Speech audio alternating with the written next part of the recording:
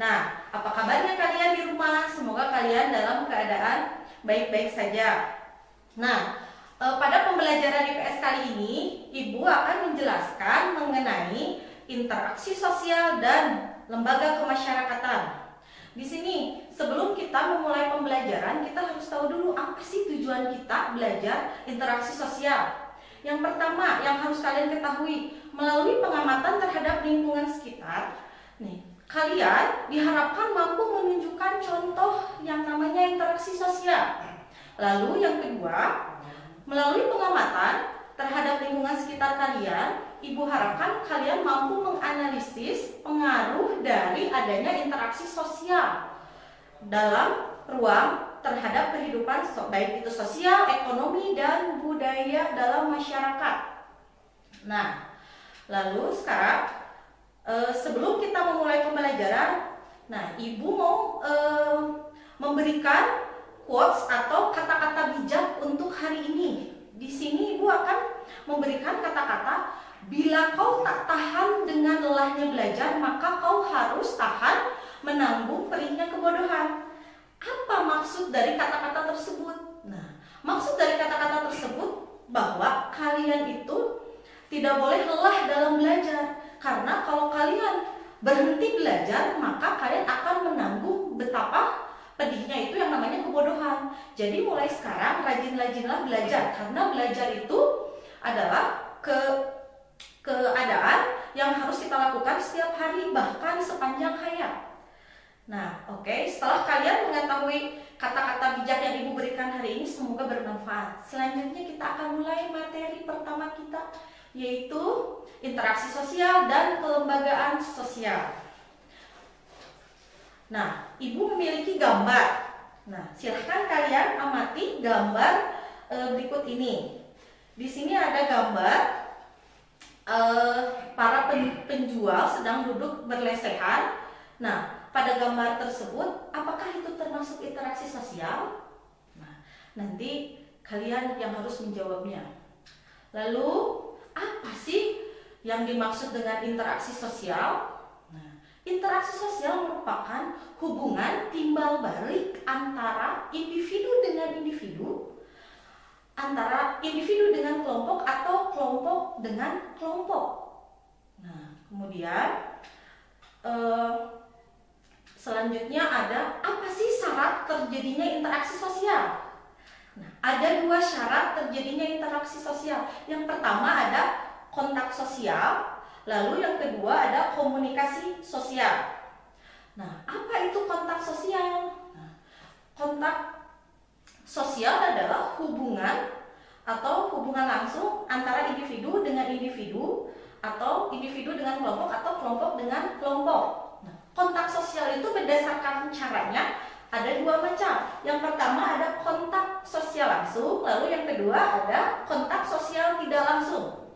Kontak sosial langsung itu yaitu kontak sosial di mana seseorang melakukan kontak secara fisik atau langsung dapat dilakukan, misalnya dengan cara lambaian tangan atau berjabat tangan. Itu misalnya secara langsung dapat kita lakukan. Lalu yang kedua ada yang namanya kontak secara tidak langsung. Itu artinya melakukan kontak sosial melalui perantara, misalnya boleh melalui saluran telepon misalnya atau media sosial.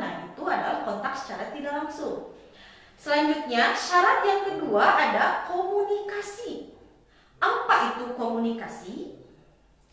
Komunikasi itu adalah suatu proses menyampaikan informasi atau pesan atau ide atau gagasan dari satu pihak kepada pihak lain agar terjadi saling mempengaruhi antara keduanya. Jadi ada feedback atau timbal baliknya.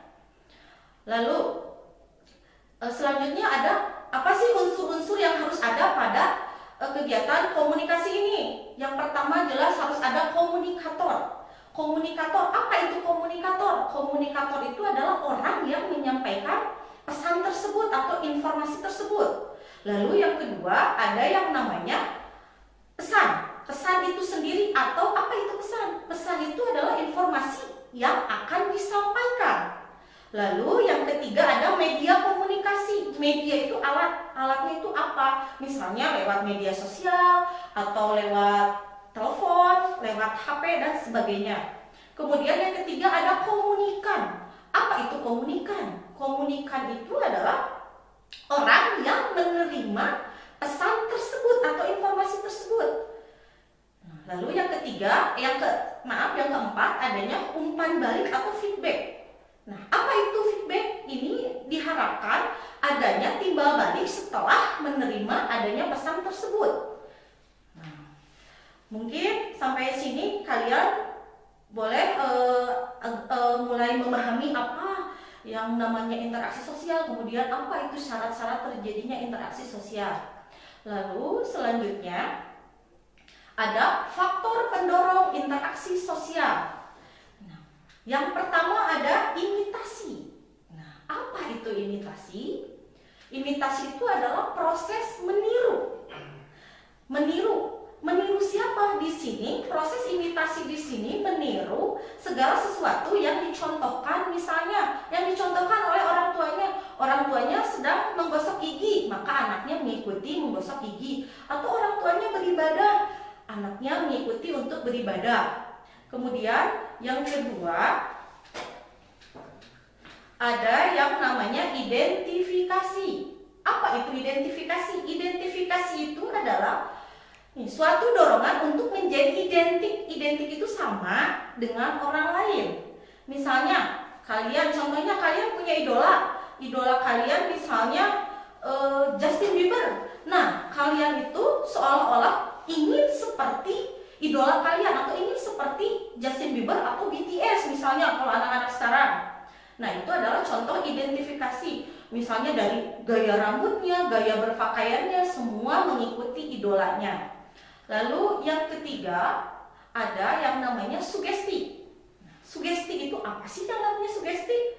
Sugesti itu suatu pendapat atau pandangan dan sikap yang diberikan pada orang lain yang diterima oleh pihak lain, atau pengaruh yang dapat diterima oleh orang lain. Contohnya ketika kalian pergi ke dokter. Nah, ketika kalian pergi ke dokter, kalian diberikan resep oleh dokter tersebut, maka kalian mengikuti anjuran dokter tersebut, berarti kalian itu sudah tersugesti oleh dokter. Kemudian contoh yang kedua misalnya kalian mengikuti upacara bendera, misalnya kepala sekolah menginstruksikan kalian misalnya untuk mematuhi tata tertib. Nah, kalian mengikutinya. Nah, artinya kalian terpengaruh oleh kata-kata bapak kepala sekolah tersebut. Kemudian yang ketiga ada yang namanya simpati. Apa itu simpati? Simpati itu rasa tertarik pada orang lain yang seolah-olah kita itu berada pada keadaan orang lain tersebut sehingga muncul emosional atau sedih, senang.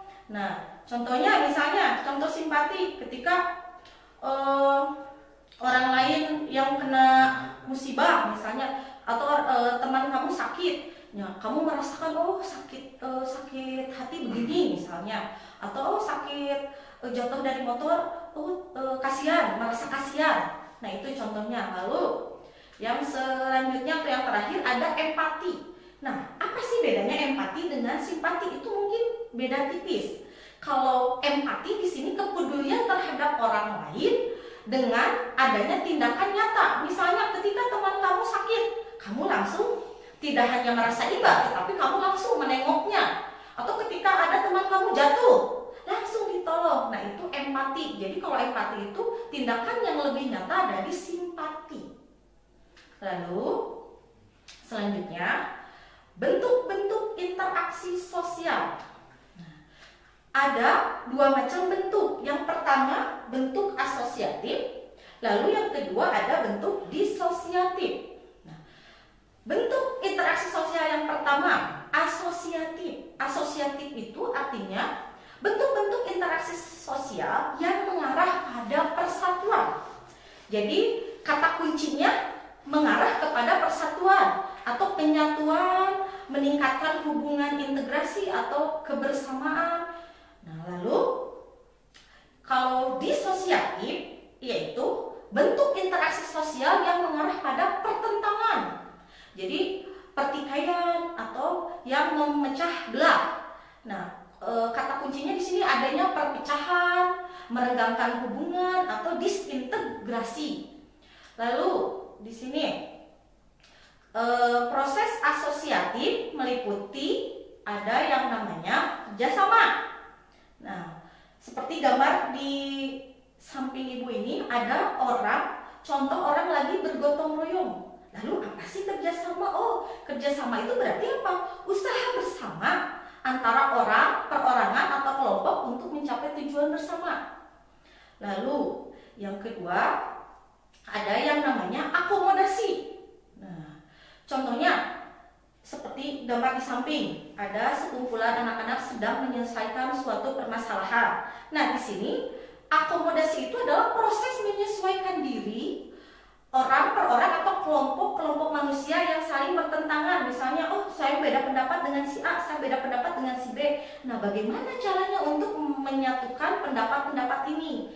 Nah, lalu yang ketiga adanya asimilasi. Asimilasi itu adalah proses sosial yang digunakan untuk mengurangi usaha-usaha untuk mengurangi perbedaan yang ada pada seseorang atau kelompok. Jadi perbedaan itu disingkirkan. Misalnya melalui apa nih kegiatan asimilasi? Misalnya melalui kegiatan sekolah yang tadinya agak renggang gitu, yuk kita misalnya mengerjakan bersih-bersih di kelas atau di lingkungan sekolah.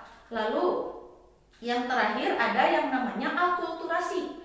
Akulturasi merupakan proses sosial yang timbul bila kelompok manusia bertemu dengan kebudayaan yang berbeda, tetapi kebudayaan yang lama itu tidak dihilangkan. Contohnya misalnya di sini ada, kalau kalian pernah melihat di masjid di Jawa Tengah, nah itu ada masjid tetapi kubahnya itu seperti pura. Karena seperti kalian ketahui, Indonesia nenek moyangnya adalah beragama Hindu-Buddha. Sehingga ketika adanya kebudayaan Islam masuk, berakulturasi kebudayaan Islam dengan kebudayaan Hindu-Buddha.